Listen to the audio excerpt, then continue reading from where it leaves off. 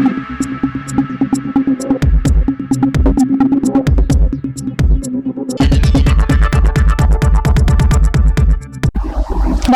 সময় বাংলা সংবাদে আপনাদের স্বাগত। আপনাদের সাথে আমি প্রীতি। দেখে নেব আজকের বিশেষ সংবাদ। বিশ্ব ফটোগ্রাফি দিবসে মেদিনীপুরে বসে আঁকো প্রতিযোগিতা। বিশ্ব ফটোগ্রাফি দিবস উপলক্ষে photography United forum Medinipur town ইউনিটের উদ্যোগে বসে আঁকো প্রতিযোগিতার আয়োজন করা হয়। 15 আগস্ট মেদিনীপুর শহরের রবীন্দ্র নিলয় সভাগৃহে অনুষ্ঠিত এই প্রতিযোগিতায় পড়ুয়াদের মধ্যে ব্যাপক উৎসাহ উদ্দীপনা দেখা যায়। এদিন এই প্রতিযোগিতায় মেদিনীপুর শহর ও আশেপাশের এলাকার প্রায় 160 জন পড়ুয়া অংশগ্রহণ করে। প্রতিযোগিতার বিষয় ছিল যেমন খুশি আঁকো। নিজেদের কল্পনা ও সৃজনশীলতাকে রং তুলির মাধ্যমে ফুটিয়ে তোলে ক্ষুদে শিল্পীরা। বিশ্ব ফটোগ্রাফি দিবসকে কেন্দ্র করে আয়োজিত এই অভিনব কর্মসূচির মাধ্যমে পড়ুয়াদের সৃজনশীল প্রতিভাকে উৎসাহিত করার পাশাপাশি ছবি ও শিল্পকলার প্রতি আগ্রহ তৈরি করার উদ্যোগ নেওয়া হয়। আয়োজকদের পক্ষ থেকে জানানো হয়, ভবিষ্যতেও এমন সৃজনশীল ও সামাজিক কর্মসূচি আয়োজনের উদ্যোগ নেওয়া হবে।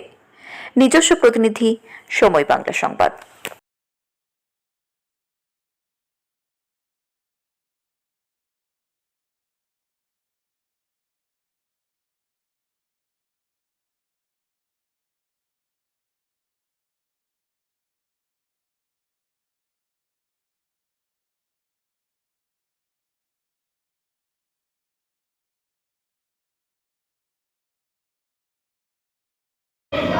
আমি ক্লাস 8 পড়ি আর আমার এখানে ড্রয়িং কম্পিটিশনে এসে খুব ভালো লাগছে।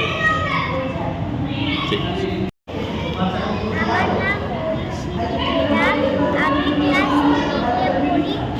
আমার এই ড্রয়িং কম্পিটিশনে অনেক ভালো লাগছে। Very good. নমস্কার, 80তম স্বাধীনতা দিবসে সকলকে আন্তরিক শুভেচ্ছা ও অভিনন্দন। আজকের দিনে আমরা একটা বসে আঁকো প্রতিযোগিতার আয়োজন করেছিলাম। এই বসে আঁকো প্রতিযোগিতাতে টোটাল প্রায় 155 থেকে 60 জন প্রতিযোগী অংশগ্রহণ করেছিল।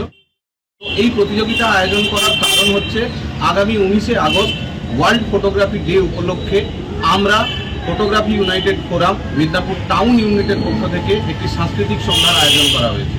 এই সাংস্কৃতিক সন্ধ্যায় আজকের দিনে যে প্রতিযোগীরা অংশগ্রহণ করলো তাদেরকে 19শে আগস্ট বিদ্যাসাগর হল প্রাঙ্গণে পুরস্কৃত করা হবে এবং আজকের সমস্ত প্রতিযোগীকে ওই দিন সন্ধ্যে 6:30টার মধ্যে বিদ্যাসাগর হল প্রাঙ্গণে উপস্থিত হওয়ার জন্য অনুরোধ জানাচ্ছি।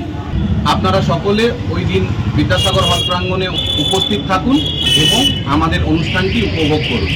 সবশেষে ধন্যবাদ জানাই আমাদের লক্ষণদাকে, যিনি রবীন্দ্র নিলয় স্মৃতি সমিতি আমাদের এত সুন্দর একটা পরিবেশ দেওয়ার জন্য।